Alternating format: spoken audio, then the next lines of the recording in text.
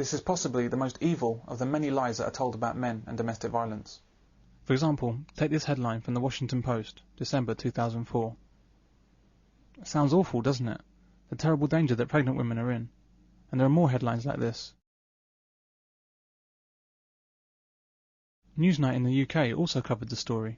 What's the greatest cause of death of pregnant women in the United States? Complications caused by their pregnancy, cancer, road crashes? It's not any of these. It's murder. 2 recent high-profile homicides have caught the attention of the American public for precisely that reason. Both the victims were pregnant, and their deaths are part of a pattern of the ultimate in violent spousal abuse. But when you read the article and do just a small amount of research into the figures, you find out that a pregnant woman in America is actually 3 times safer than the average American.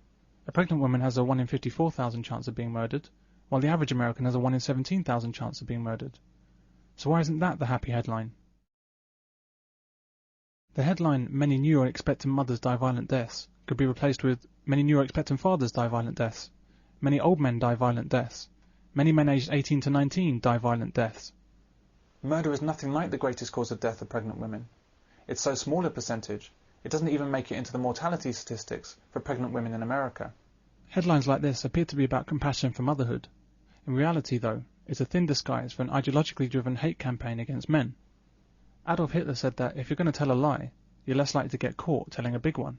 Hat bei seinem Hitler Mein Kampf geschrieben, das Volk ist so dumm, dass man alles mit ihm machen kann. Man muss ihm nur jeden Tag dieselben Parolen vorhalten, positiv und negativ, dann wird es einem folgen. Feminism, which has so much in common with fascism and Nazism, seems to have taken this idea to heart. The journalist who wrote this article is not stupid. The editor who passed it for publication is not stupid. The owner of the newspaper is not stupid. And a producer of Newsnight who decided to cover the story in Britain is also not stupid. So how did such a stupid story get published? When highly intelligent people do apparently stupid things, there's almost certainly something we're missing. And this comes to light when you look at the timing of this particular headline. You find that the Violence Against Women Act in the United States was up for renewal. And this concerns no small amount of money. This act is worth over $1 billion to the domestic violence industry in the form of government grants. There are many people and organisations that are dependent on the huge funding that streams from that legislation. Now we can see how the apparently stupid headline actually makes financial sense to those behind it. Strangely, even though 4 times as many men than women are murdered in the United States, 8 times as many men are assaulted, and over 99% of America's military casualties are male, there's no Violence Against Men Act. We rely on programs like Newsnight to use a critical eye to debunk these scare stories, but instead they propagate the myths. Where the hell are we exactly, when the news bears so little relation to the truth? On domestic violence websites like Women's Aid and Refuge, they repeat the same factoids that they broadcast elsewhere, only now it's even more poisonous and evil denigration of men.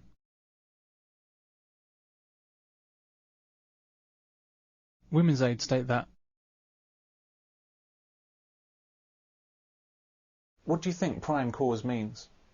As we'll see from the methods of subcategorizing, prime cause doesn't actually mean anything. Refuge go further and state that, really? I looked at the Bupa and NHS websites.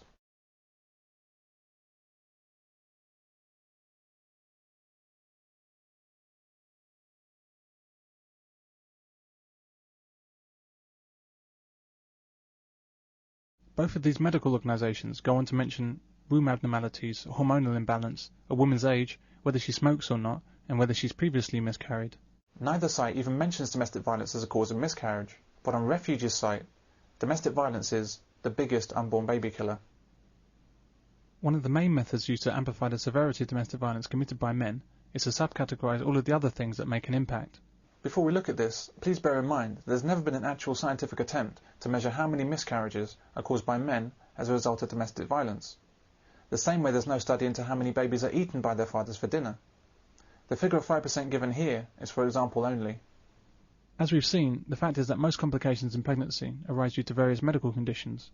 However, the aim of organisations like Women's Aid and Refuge is to make out that the majority of miscarriages are caused by abusive husbands and boyfriends. So what happens is this. The medical conditions are artificially split up into all their constituent parts, such that if 95% of complications are caused by medical conditions and 5% are caused by domestic violence, they're categorised as follows.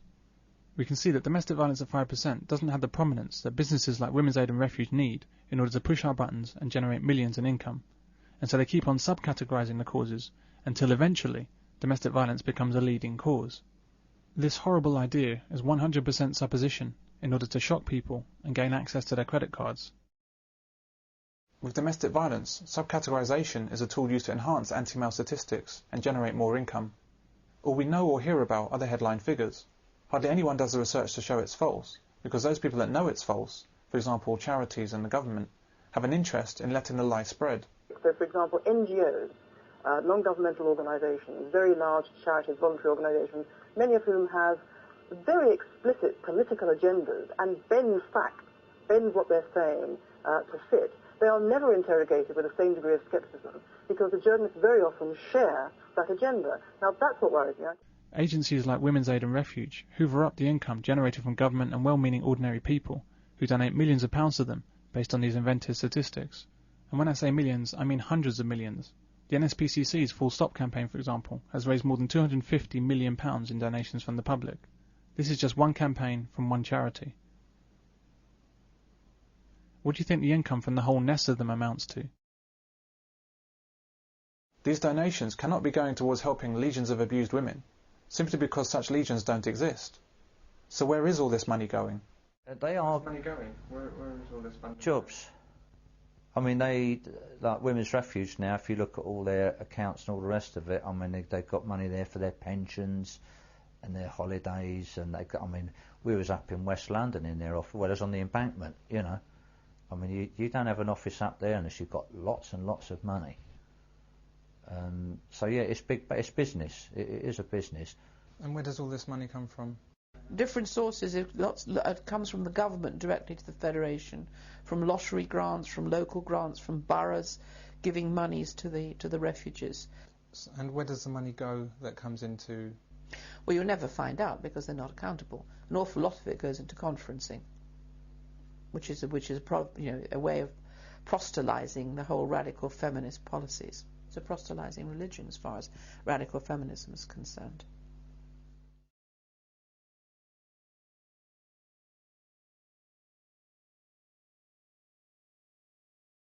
And what if the baby's born prematurely and then dies due to the mother's drinking? What could she be charged with? What if she has an abortion and the father wants to keep the baby? Can she be charged with murder?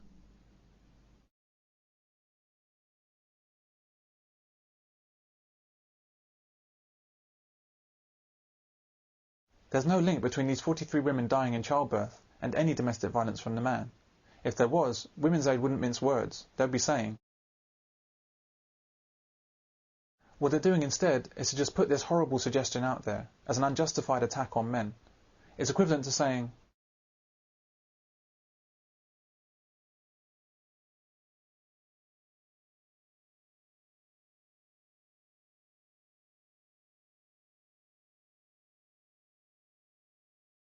Doctors and midwives in the UK are now officially required to routinely ask pregnant women if they're experiencing domestic violence from their partners. This needless questioning can be counted as one of the success stories of Refuge's campaign of misinformation. These questions cannot be about protecting the unborn child. How can they be if they ignore women as perpetrators? They are purely about targeting men as abusers in order to produce biased statistics. However, much to the annoyance of Women's Aid, most health service professionals don't bother asking about domestic violence because they know how unlikely it is to occur. All kinds of false information and statistics are flung at you, including blatant untruths about violence and pregnancy, in the hope that one of them will cause you to reach for your credit card.